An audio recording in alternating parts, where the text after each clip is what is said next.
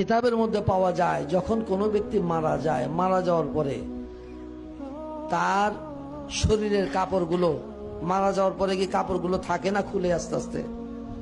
গোসল দেওয়ার আগে খুলে না? খুলে।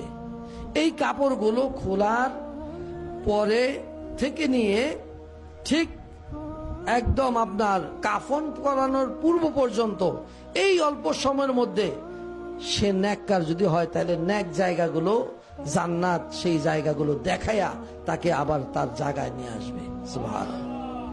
আর যদি বদকার হয় তাকে ওই সময়ের মধ্যে ঘুরেয়া সেই জাহান্নাম দেখায়া তার জায়গা দেখায়া ওইখানে আবার নিয়ে আসবে। যখন কাফনের কাপড়টা তাকে পরাইয়া দেওয়া হবে, আস্তে আস্তে রুহুটা দেখা শুরু করবে। কি দেখবে? কিতাবের মধ্যে পাওয়া যায় এই রুহুটা দেখবে যে কে হাসে কে কাঁদে, কে তার জন্য হাসতেছে কে তার জন্য কাঁদতেছে, এই দেখার শক্তি আল্লাহ তাকে দিবে। তার জানাজার জন্য যখন প্রস্তুতি হবে ওই সময়ের মধ্যে রুহুটা আস্তে আস্তে শোনা শুরু করবে। সুবহানাল্লাহ। আস্তে আস্তে সে শুনবে। এই রুহুটা কিতাবের মধ্যে পাওয়া যায় তার জানাজা পরে যখন গোরস্থানের দিকে নিয়ে যাবে ওই সময় রুহুটা দেখবে, শুনবে এবং তার ওই বডির সাথেও সে হাঁটা ধরবে।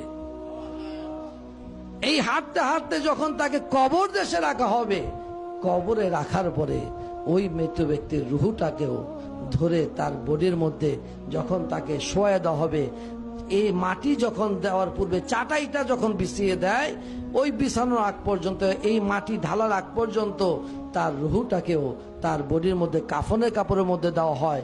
অবশেষে মাটি দিয়ে যখন সবাই 40 কদম দূরে সরে যায়, দেহের মধ্যে রুহুটাকে প্রবেশ করে দেওয়া হয়। তারপরে শুরু হয়ে যায় তার সওয়াল জবাব। আপনি কোথায় আছেন? কি চিন্তা করতেছেন? এই দৃশ্যগুলো কি আপনার চোখে পড়ে না? এই দৃশ্যগুলো কি আপনার নজরে আসে না? আপনি কি একবারও চিন্তা করলেন না যে আমার বাড়ির এখন বর্তমান আমি মালিক, আমার পূর্বে কে ছিল? আমার পূর্বে এই বাড়ির মালিক কে ছিল?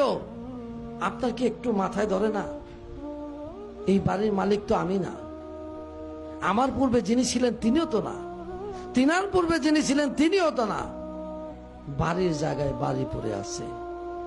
আমার বাবা যে খাটটার মধ্যে শুইতো, আপনার বাবা যে খাটটার মধ্যে শুইতো, একবার তাকায় দেখেন ওই খাটটাও ঘরে আছে।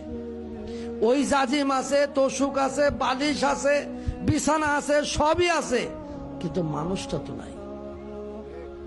এই দৃশ্য কি আপনার চোখে পড়ে না?